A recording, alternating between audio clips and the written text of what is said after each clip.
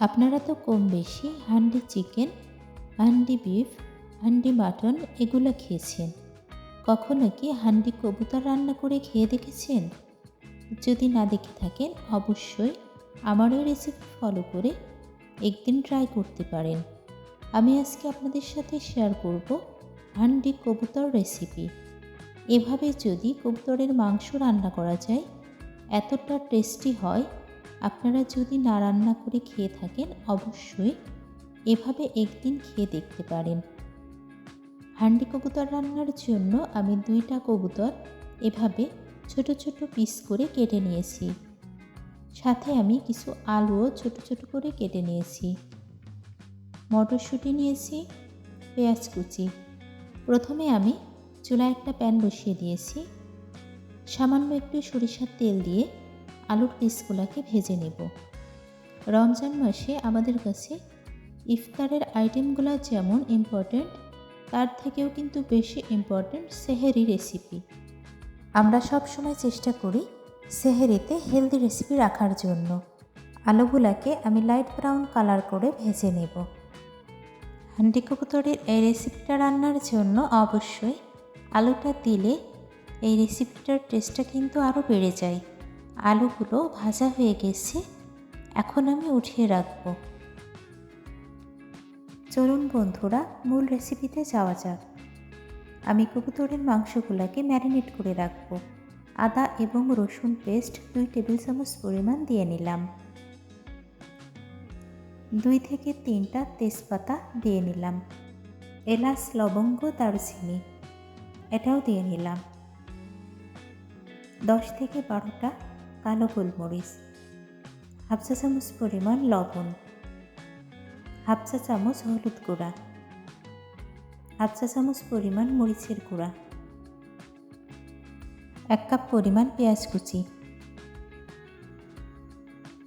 অবশ্যই পেঁয়াজ কুচিটা একটু বেশি করে দিলে এই হান্ডি কবুতর রেসিপিটা আরও বেশি টেস্টি হয়।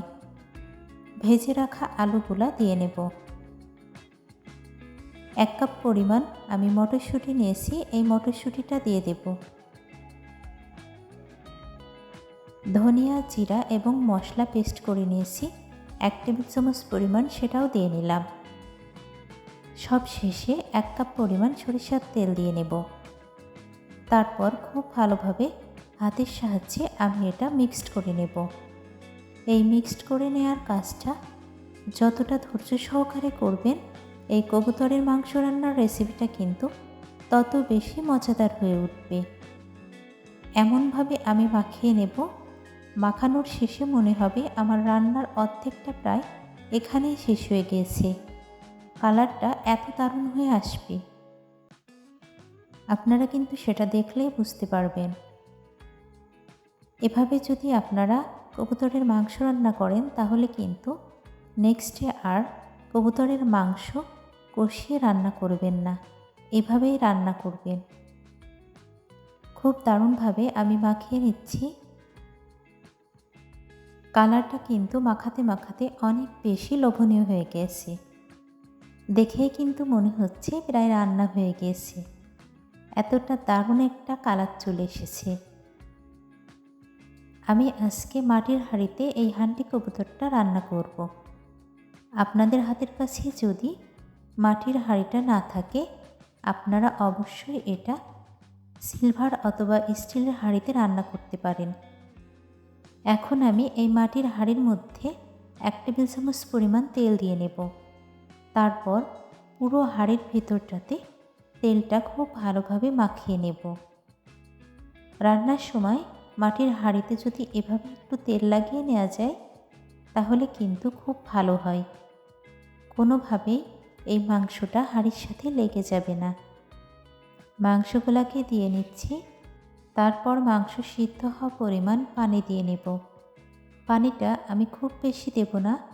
এই মাটির হাঁড়িতে যদি আমরা হান্ডি চিকেন, হান্ডি কবুতর, হান্ডি মাটন, হান্ডি বিফ এগুলো রান্না করি তাহলে কিন্তু অতিরিক্ত পানি দেওয়া যাবে না। আমি যতটুকু পানি দেব সেই পানিটাই কিন্তু থেকে যাবে। আমি পরিমাণ মতো পানি দিয়ে নেব। যে মিক্সিং বোলটাতে ফার্স্টে আমি মাংসগুলো ম্যারিনেট করে রেখেছিলাম সেই মিক্সিং বোলটাতেই পানি নিয়ে আমি এই হাঁড়িটার মধ্যে দিয়ে নিলাম। খুব ভালোভাবে একটু মিক্সড করে নিচ্ছি আবারও। আর একটু পানি দিয়ে তারপর পেঁয়াজের বেরেস্তা দিয়ে নেব। পেঁয়াজের বেরেস্তাটা দিলে কালারটা যেমন সুন্দর আসে আর ফ্লেভারটাও কিন্তু অনেক বেশি বেড়ে যায়। এখনই কিন্তু অনেক দারুণ একটা স্মেল আসছে, মনে হচ্ছে মাংস রান্না হয়ে গেছে, এরকম একটা অবস্থা আর কি। আমি নিজেও কিন্তু ফার্স্ট টাইম হান্ডি কবুতর রান্না করেছি, আগে কখনো আমি এভাবে রান্না করিনি। আমার নিজের ইচ্ছেতেই আমি এটা রান্না করেছি। আমি কিন্তু কোথাও দেখি নাই যে হান্ডি কবুতর কেউ রান্না করেছে এরকমটা। আমার মনে হয়েছে যখন handi chicken, handi mutton, handi beef এগুলা হয়, হান্ডি কবুতর কেন হবে না। এই পর্যায়ে আমি ঢাকনাটা দিয়ে নেব। ঢাকনাটা দেওয়ার আগে এই হাঁড়িটার চারিদিকে আমি একটু আটা পানি দিয়ে মিক্সড করে নিয়েছি, আর সেটা দিয়ে নেব। তারপর ঢাকনাটা দিয়ে দেব, তাহলে খুব ভালোভাবে সেট হয়ে যাবে, যাতে ভেতরের বাতাস বাইরে না প্রবেশ করতে পারে। তার জন্যই কিন্তু আমি এই ঢাকনাটা এভাবে আটা দিয়ে আটকে দিয়েছি। 35 থেকে 40 মিনিট আমি জাল করে নেব। প্রথম 10 মিনিট মিডিয়াম হিটে রাখবো, আর পরের 30 মিনিট আমি লো হিটে রাখবো। মাঝে মাঝে হাঁড়িটাকে এভাবে একটু নাড়া দিয়ে নিচ্ছি। চুলার জালটা আমি কোন পর্যায়ে রেখেছি আপনাদেরকে সেটা দেখিয়ে দিলাম। এভাবে রাখতে হবে চুলার জালটা। ফিরে আসবো 40 মিনিট পর, ততক্ষণ সঙ্গে থাকুন। ফিরে আসলাম 40 মিনিট পর। হাঁড়ির চারিদিকে যে আটাটা লাগিয়েছিলাম সেটা কিন্তু অলরেডি শুকিয়ে গিয়েছে।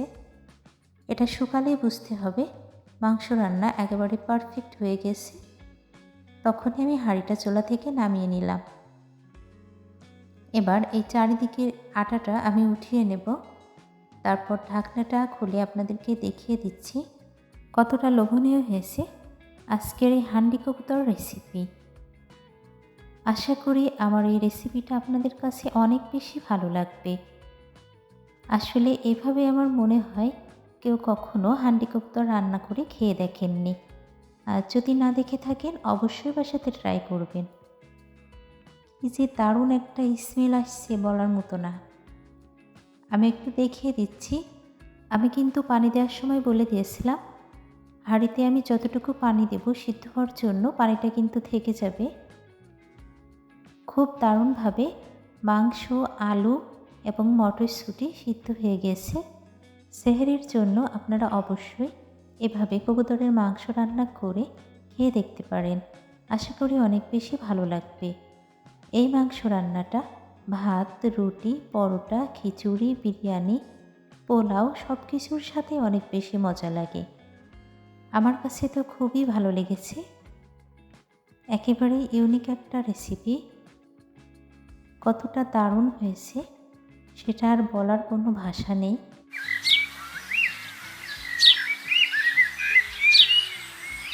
যারা যারা এতক্ষণ আমার ভিডিওটার সঙ্গে জুড়েছিলেন সবাইকে অসংখ্য অসংখ্য ধন্যবাদ। সবাই ভালো থাকবেন, সুস্থ থাকবেন। ফিরে আসবো আবারও নেক্সট কোনো রেসিপি নিয়ে। আসসালামু আলাইকুম, আল্লাহ হাফিজ। Thanks for watching.